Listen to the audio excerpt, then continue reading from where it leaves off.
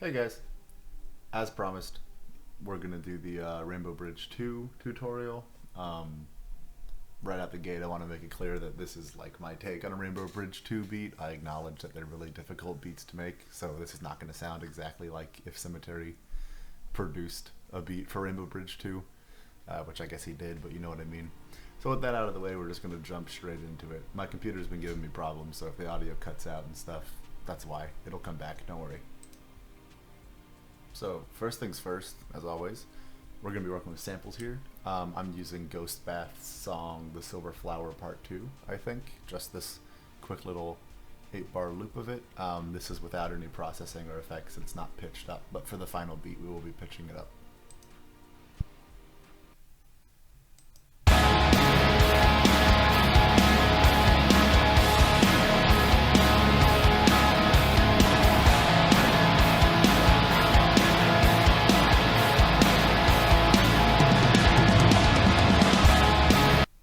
So you just want to make sure that that loops well. I've already gone through how to like get samples and stuff. So yeah, the first thing I did was I pitched this up 3 cents, which takes it from G sharp minor to I believe B minor, which I don't think is the accurate scale because one of the 808s is in tune at C, which is not in the B minor scale, but it's fine. And then what I did was I threw a very slight amount of chorus on this and then a soft clipper to actually lower the volume a bit because it was really loud and I don't like lowering the volume on this except for here because I didn't have any other really effects on it. So what I did was I cut the lows out so that the 808s could fit, but I also cut the 4 right here to cut out a bit of the snare. I'm not really a music theory guy, I'm not an engineering guy, so I don't know exactly how it works, but what I did was I brought this all the way up and then I just kind of dragged it around until I found what made the snare sound the loudest, and then I took this and dragged it all the way down and it got rid of a lot of the frequencies that I didn't like. So this is what our sample sounds like now.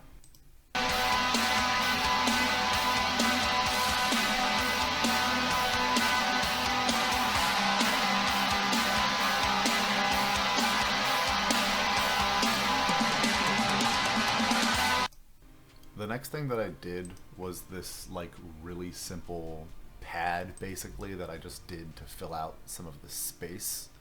So I forgot to take the slight amount of processing off, but here's what it sounds like by itself.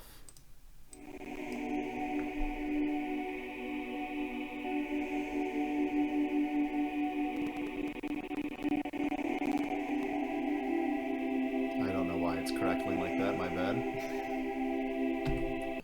But if you throw the processing back on, and on this I just kind of cut that and then cut the high a little bit there. It should sound like this.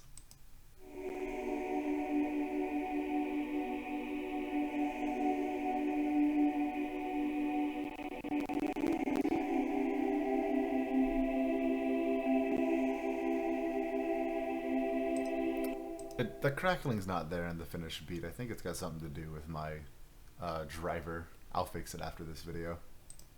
You already know what's next.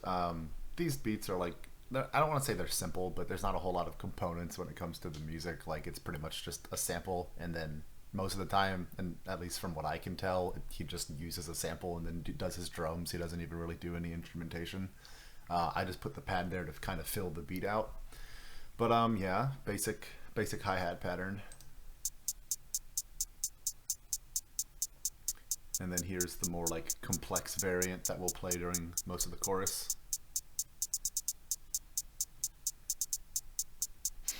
It's not complex.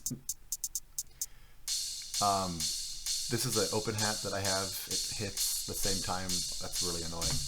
It hits the same time that the open hat does in the sample, so it lines up pretty well. Next is the snare. This is one of his more like drill inspired projects, so more frequent snares. I don't make a lot of drill music, but I know that they have snare rolls and shit, so I put my own little spin on that. The perks are important. I have a little shaker, and then I have a triangle, which we're gonna have to wait till the end to hear, but yeah, that's pretty much inspired by Funeral. mainly, which is my favorite song off of Rainbow Bridge 2. This is the, what is this? This is the kick. These beats are not super complex. It's really hard to get the vibe correct, and also the drums. They're not the type of drums that I usually do, so I decided to kind of do my own drums on top of it and let that influence my take on the beat. And then finally the 808.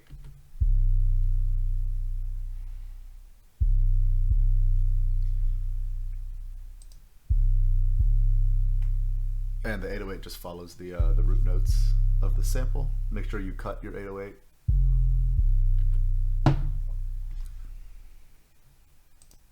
And then something that I did at the end, just to kind of give it some variety, is I picked a part of the song that I liked and just let it play out. Did I even pitch it up? Yeah, I didn't even pitch it up. Like, this is just the original part of the song. So this is just kind of the outro of the song.